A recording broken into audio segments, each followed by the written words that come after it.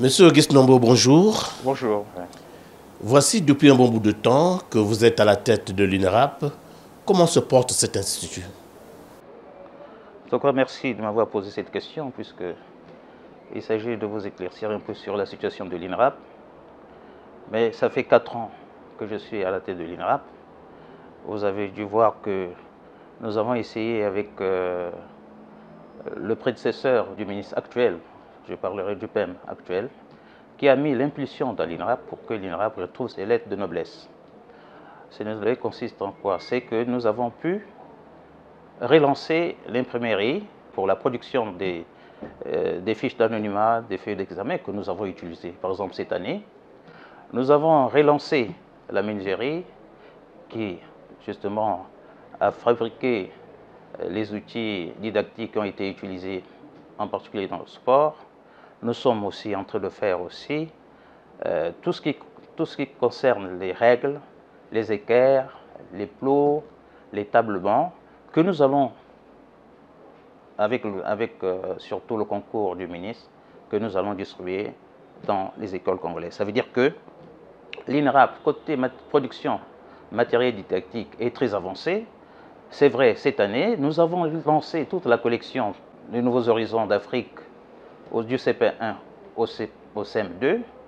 Nous sommes en train de regarder aussi comment l'année prochaine, peut-être pas l'année prochaine, on verra comment ce projet pourrait éventuellement avancer, comment nous pouvons relancer, en tout cas lancer, le manuel des maternelles. Parce que nous avons des grands problèmes au niveau du maternel, nous n'avons pas des manuels.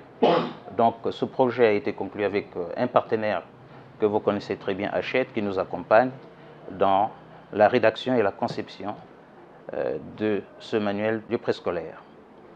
En dehors de ça, nous avons aussi la formation que nous allons initier aujourd'hui pour le maniement de ces manuels. C'est vrai qu'aujourd'hui, il y a beaucoup d'écoles qui se plaignent parce qu'ils n'ont pas eu l'expérience de maniement de ces manuels, mais ce qui va être poursuivi cette année, je pense qu'au cours du mois de septembre. Nous avons lancé aussi les activités qui concernent les émissions radio de l'INRAP, Parlons peu, parlons bien, et une émission encore qui concerne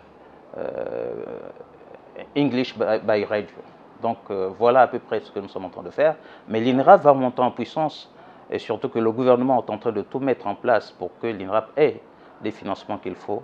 Je pense que d'ici 2 ans, vous allez retrouver l'INRAP que vous avez connu dans les années 80, les années 70. Merci. Alors, selon ce que vous venez de dire, monsieur le directeur, pensez-vous que les missions qui sont assignées à l'INRAP sont celles qui font l'INRAP aujourd'hui? Oui, l'INRAP revient de l'école du peuple des années 78. Et l'INRAP marche avec cet arrêté-là de 78, c'est vrai. Il y a de nouveaux métiers qui sont arrivés en ce qui concerne en particulier l'infographie. Dans ce domaine, nous n'avons pas beaucoup de personnel. C'est vrai qu'il faut ajouter sur ces missions ce côté informatique. C'est ce que nous n'avons pas. Voilà. Donc je pense qu'il faut on complète les missions de l'INRAP pour que l'INRAP avance, suit le développement industriel ou le développement tout simplement. Alors vous avez parlé de l'Internet, parlons-en avec l'arrivée de l'Internet et de nouvelles technologies de l'information. Est-ce que les programmes édités par l'INRAP sont en symbiose avec le développement actuel de l'éducation au Congo?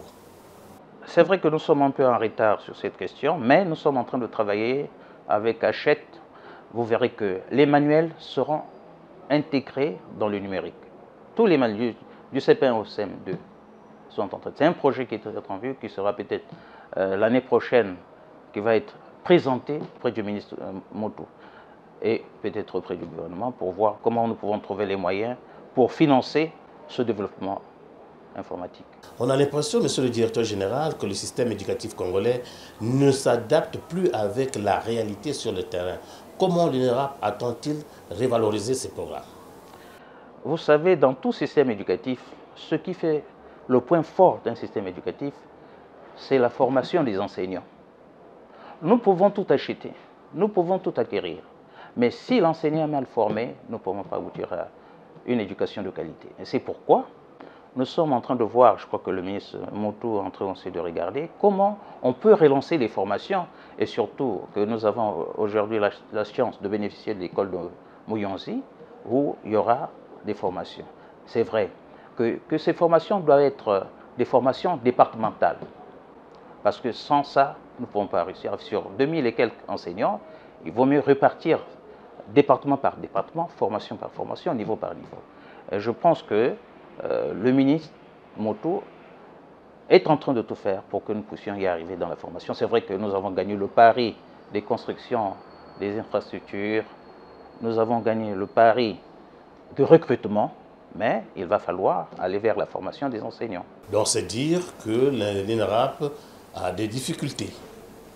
Bien sûr, si oui, lesquelles? Mais c'est tout comme structure. Nous avons des difficultés, oui. Nous avons chaque année plus de 4 fonctionnaires qui partent à la retraite. Donc ça veut dire que le déficit, nous avons un déficit en termes de ressources humaines. Nous avons. Aussi, comme vous avez dit tout à l'heure, que nous avons besoin des jeunes informaticiens pour nous accompagner dans l'ère de l'informatique aujourd'hui. Voilà à peu près sur les ressources humaines des difficultés auxquelles nous sommes. Aussi, nous voulons que les deux bras, l'imprimerie et la minerie, soient financés. Nous n'avons pas de budget pour gérer ces deux instruments. Mais le ministre est en train de voir comment nous pouvons demander un financement pour le fonctionnement de ces deux unités de production, de petites unités de production. Voilà à peu près les difficultés auxquelles nous sommes confrontés. Une dernière question, monsieur le directeur général. Nous allons vers la rentrée des classes, la rentrée scolaire. Alors, quels sont les projets ou encore mieux, qu'est-ce que l'INRAP prépare pour cette rentrée scolaire? Comme je viens de le dire tout à l'heure, que l'INRAP est en train de produire les règles et les équerres qui seront distribuées à la rentrée, à cette rentrée qui va. L'INRAP est en train de préparer aussi des plots qui servent pour le sport, qui sera distribué dans... L'INRAP est en train aussi de tout faire de telle sorte que nous puissions, avec le peu de réserve de manuels que nous avons, que nous mettons ces manuels à la disposition des écoles. Voilà à peu près. L'INRAP est en train aussi de faire la formation dont je venais de dire tout à l'heure, qui va être faite, cette formation, sur l'étendue du territoire, peut-être par département, selon les périodes que nous allons choisir. L'avenir de l'INRAP, monsieur le directeur général? L'avenir, mais bon, je pense que d'ici 5 ans, comme je venais de le dire, d'ici 5 ans, l'INRAP pourra retrouver ses lettres de noblesse. Il sera question aussi de revoir les textes de l'INRAP. C'est vrai que là, nous sommes très en retard. Il faut revoir les statuts du personnel à l'intérieur de l'INRAP parce qu'en général, c'est des inspecteurs itinérants. Donc, c'est ces deux chantiers à lesquels l'INRAP peut essayer de voir comment nous pouvons avancer. Mais l'INRAP retrouve ses lettres de noblesse, retrouve le chemin, retrouve son passé, voilà, qui sera accompagné. Aussi, je pense que tous les retraités de l'INRAP sont là, que nous pouvons encore utiliser. Il y a encore ceux qui sont vivants, qui connaissent bien les missions de l'INRAP, que nous voulons absolument utiliser pour qu'ils puissent renforcer les capacités des jeunes inspecteurs qui arrivent à l'INRAP. Voilà. Monsieur le directeur général, merci.